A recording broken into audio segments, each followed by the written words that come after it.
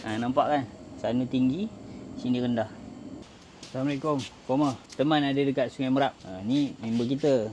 Ni kenal masa dekat mana? Kat Iskan. Trio Brothers. Mantap Koma. Kita buat apa kat sini?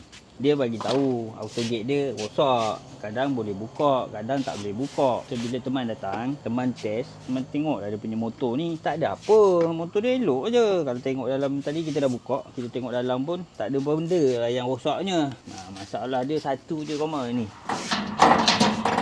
Tayarnya ni tadi, yang ni dekat sebelah sana. Bila dia buka, dia sangkut kat sini Koma. Ni dalam ni dia ada bearing. Bearing dia dah pecah. Sebab tu dia sengit.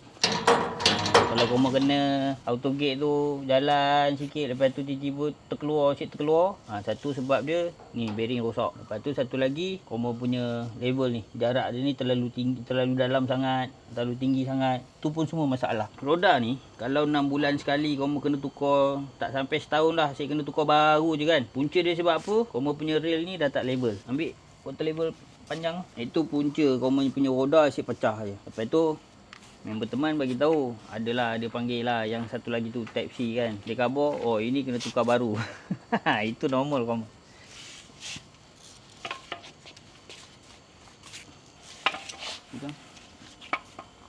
Ada kosong tak?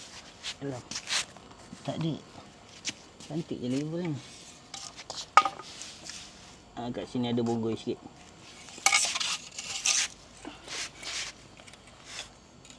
Ini okey. Pasang auto gate dah. Oh dah lama lah. Tahun 2021. Okey dah tu 2021 Koma. 2021 sekarang ada kat 5 tahun lah. 5 tahun pakai masalah macam ni. Itu kira normal. Itu sebab tadi kita dah check tadi pakai water label, dia tak ada masalah ni. Label dia ni. Rail dia ni okey, cantik. Tapi kalau kita tengok lantai, nampak kan? Sana tinggi, sini rendah. Koma kalau ada masalah auto gate, takut kena kincin, Roger teman. Mantap Koma.